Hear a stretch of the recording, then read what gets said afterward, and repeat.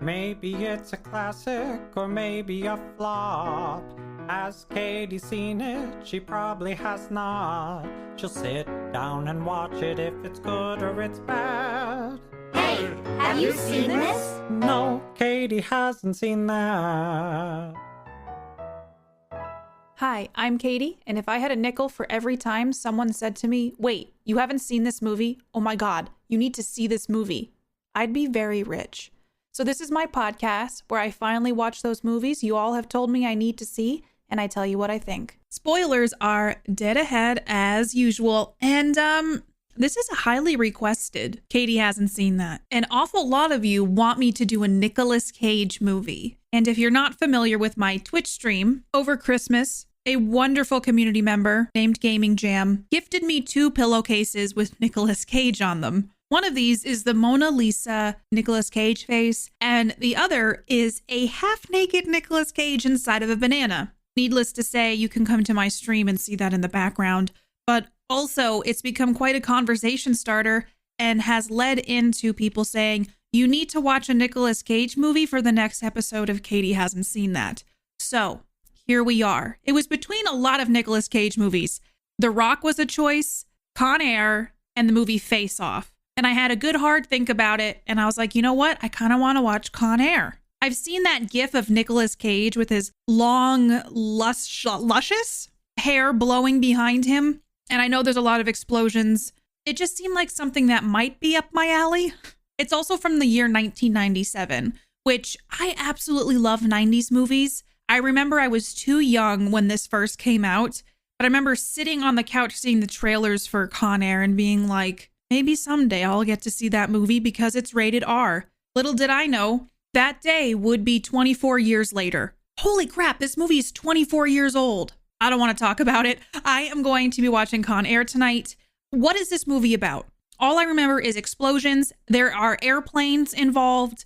Nicolas Cage, I know Bruce Willis is in it. This is what I think the movie's about. They're trying to transport criminals on an airplane, and then the criminals take over the airplane. Though I have no idea if that's what's going to happen in this movie. All I know is if it's an action/thriller from 1997, I'm probably going to like it.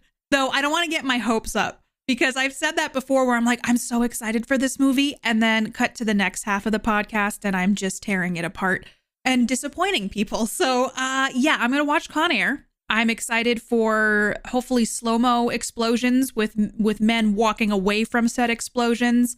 I'm hoping for a lot of 90s references, at least one, All That in a Bag of Chips hopefully will come up. But I'm mostly just excited to watch this Nicolas Cage movie that is apparently so important to all of you. So, the ratings. This movie is all over the place. It has a 6.9 out of 10 on Internet Movie Database, which, first of all, nice. But I don't know that I've ever seen a fractional rating like that before from Internet Movie Database. Also, 56% from Rotten Tomatoes, 52% from Metacritic, and here's the ringer, 91% of Google users enjoyed this movie. What are you, Con Air? I have no idea, but I am so excited to find out. I'm going to go watch this movie, and I'm going to then let you know what I think. I have returned, and I have fully watched Con Air. I don't know why I said fully watched Con Air, because that makes it seem like I don't watch the movies. I watched Con Air, and now I'm here to talk to you about it. One of the first things that caught me when I started this movie was the touch-tone pictures. I don't know, what's that called? The beginning of the movies when it says touch-tone pictures, and it's like the circle with that 90s looking lightning bolt through it. And it just, I don't think I've seen the touch-tones pictures. Is it touchstone? All I know is that I had not seen that in a while, and that brought me way back. I wonder if Touchstone is still in business. All right, I did a quick Google search. Apparently, Touchstone Pictures is now defunct as of 2018. That was just a nostalgic thing about this movie that very much stuck out to me. But I need to talk about Con Air in the sense that when you start this movie, it is like you're getting on a roller coaster that will not stop the entire time.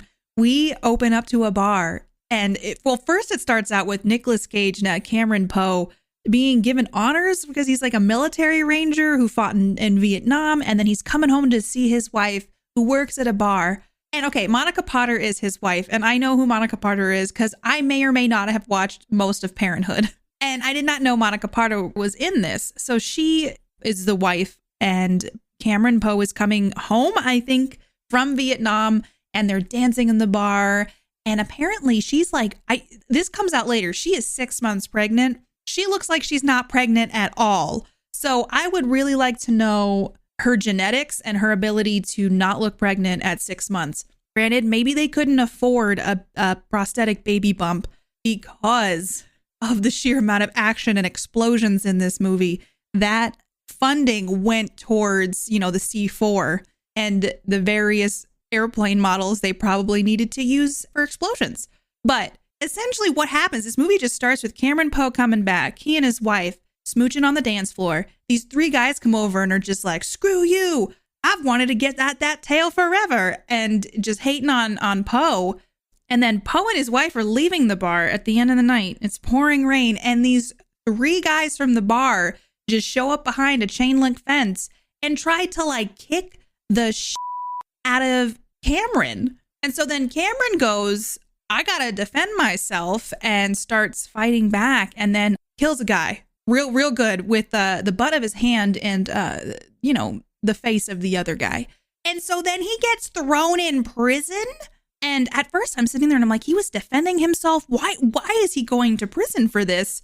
And I feel like they justified it in this movie. It just starts off very intensely with the judge saying, you're a military ranger and you're not just like an average Joe getting beaten up at a bar. You're like a super weapon. And so then he gets put in prison for like 10 to 15 years. But this whole movie, I have to admit, it was fun. But I sat there like, why did Cameron Poe go to prison in the first place?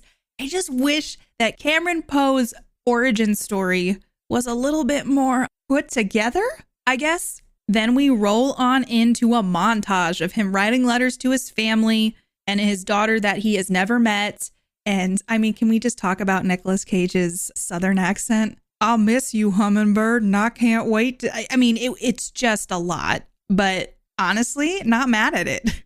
I have to say, Nicolas Cage's entire movie is a riot, but I don't hate it. I feel like his character has so many one-liners, so many weird, overacted expressions, taking too much responsibility for things that don't really affect him. But you know what? I'm kind of here for it.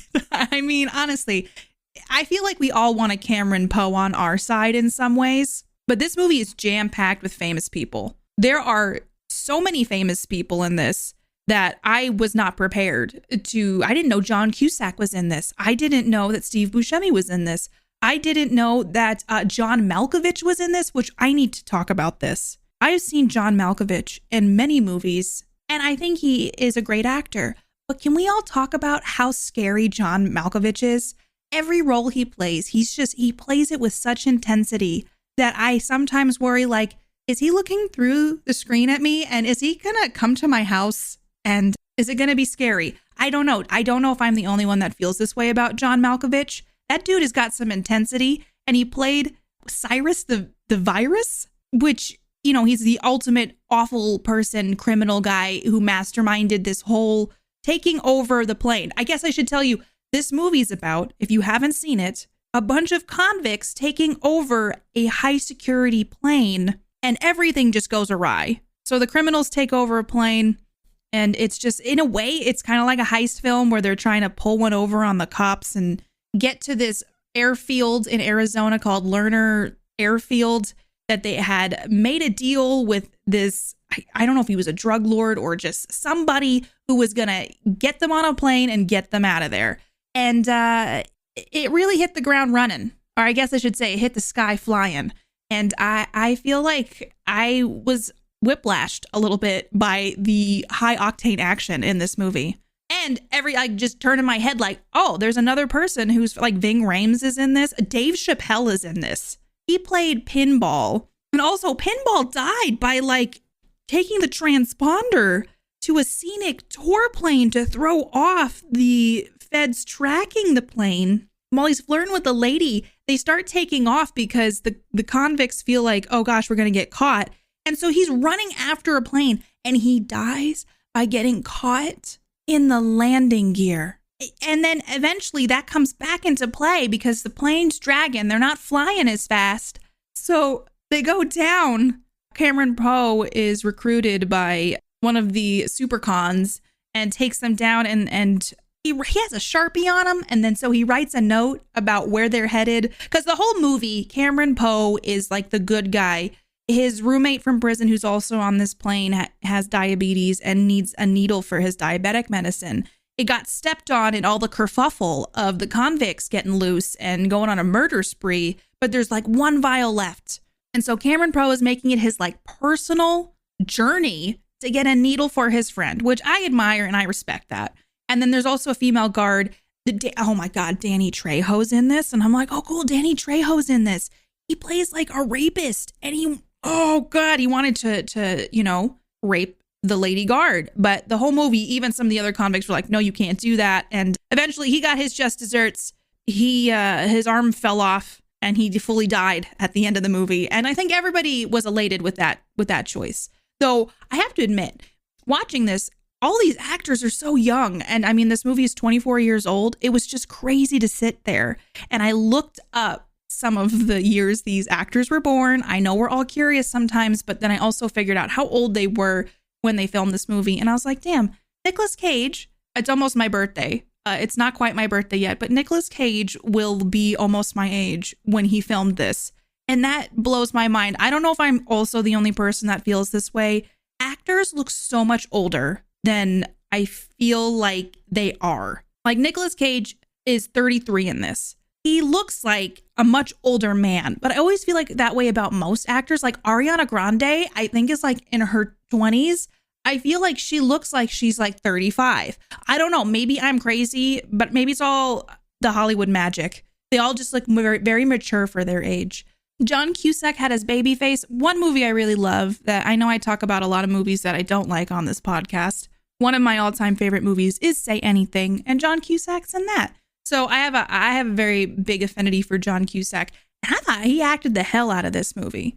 I was really impressed with the acting in this, except for Nicolas Cage's acting. But I'm not even like slamming it. It just kind of worked. Like Nicolas Cage, just when the camera would like zoom in on, it's like someone was yelling off the screen, like, look really disappointed. And like he overacted it, but he committed. And I felt like I was enjoying his interpretation of Cameron Poe. I also need to talk about, I understand we need to transport criminals efficiently and quickly, but like, is a plane in this scenario a good idea? But they had like, the criminals planned out this takeover.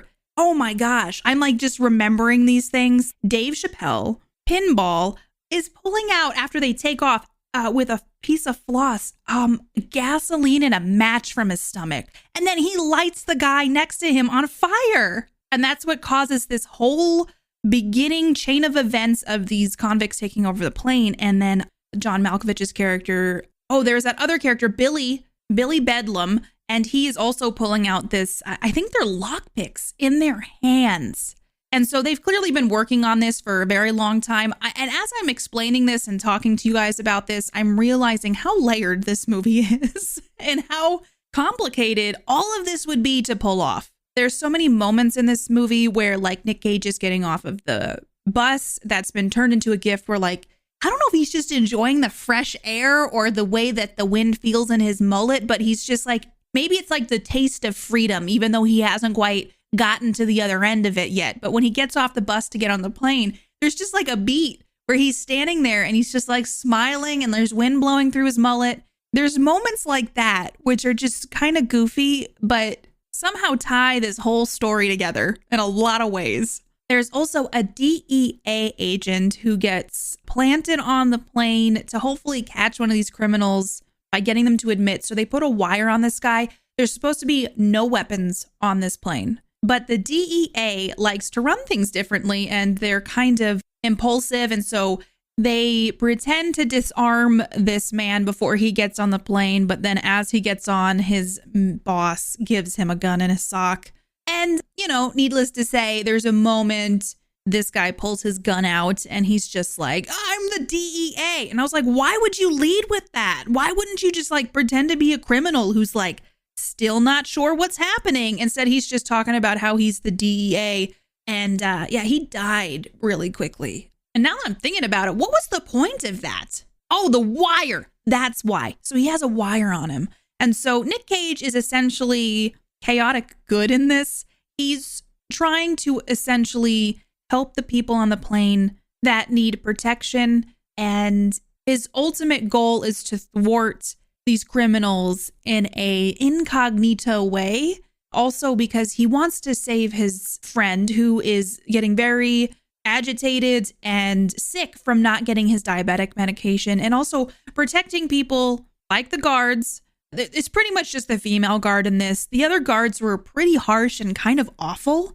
If any of you have seen Air Force One, this movie reminds me of Air Force One, but more rough around the edges and no presidents obviously involved, but it's kind of like a post-apocalyptic Air Force One. And I really enjoyed the ride. By the end of this movie, Poe helps thwart these criminals from getting away with it, essentially.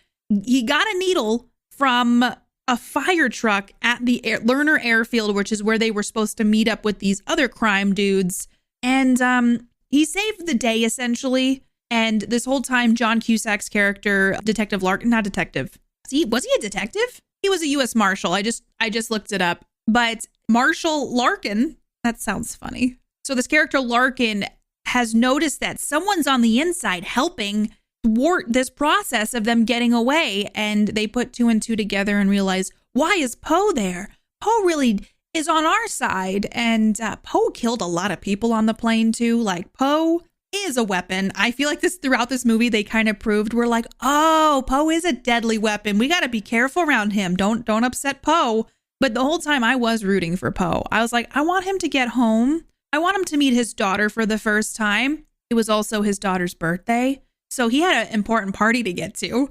Here's the thing. It all worked out at the end, but it is a ride to get to the end of this movie. So they're at this airfield. All of a sudden, the troops are coming in because, excuse me if I've already mentioned this, Poe writes on Pinball's body that they're going to the Lerner Airfield, pushes him out of the landing gear, and he falls from the sky and lands on a car and an intersection. And that's how Larkin is tipped off to go to this airfield. And then he calls in the troops. It's a whole thing. It turns into essentially warfare and also criminal against criminal. And it's a lot. There's a lot happening, but it all makes sense if you're watching it. But what I was most proud about was that there were many slow-mo runs with explosions behind people, and especially Cameron Poe. For a movie from 1997, sometimes you're risking that special effects and CGI could be a little iffy. I thought the special effects in this movie were actually really good. They were probably more practical effects than CGI with the explosions and the action shots. But even just like the airplane lands on the Vegas Strip at the end of this movie. Like if they were using some fancy green screen stuff there was a car attached to the back of an airplane. Whatever they did, it looked good. I was never like taken out of it by being like, oh, that's obviously green screen. So kudos to them for that. But let me just say this. None of these criminals know how to land an airplane. And there's a moment in this where they're trying to dig the airplane out so they can fly it again. And that whole sequence was comical to me because I was like, is this airplane even flyable anymore? But the ending of this movie is nuts because it's essentially them crash landing on the Vegas Strip, crashing into many buildings, many iconic things like the Hard Rock Hotel sign. And a lot of them survive this. And then Poe comes crawling out. And he's just pretty, like, I mean, for the amount of stuff and plane crashes that happen in this and fights and guns going off, these people are actually not too injured, which is surprising for falling out of the sky, essentially. But he comes out of the airplane. His friend got his diabetic medicine. It just all seems like it's coming together. His daughter and his wife have arrived in Vegas and are waiting for them outside of this plane crash. But then, oh no. 3 of the criminals are getting away And that includes John Malkovich's character and Ving Rhames. And they've hijacked a fire truck and they're escaping. And Larkin sees them escaping, and so does Poe. But can I just say, why did John Malkovich just get on the top of this truck? Excuse me, Cyrus the Virus. It was so obvious. And it just, if he had gotten in the passenger seat, maybe they could have snuck away. But because he was on top of this fire truck, it alerts Larkin and Poe. And they run over to police motorcycles and they just get on and start chasing it. Poe and Larkin taking on the criminals at large. And eventually everybody gets their just desserts. John Malkovich just gets his head smashed in. This movie is just like a Rube Goldberg machine, which is like one of those machines where you put like a marble on one side and it falls into a spoon, and then the spoon flips over and then it rolls over and knocks over dominoes, and then it gets to like an end goal of some kind. This movie just was like a bunch of that kind of stuff happening.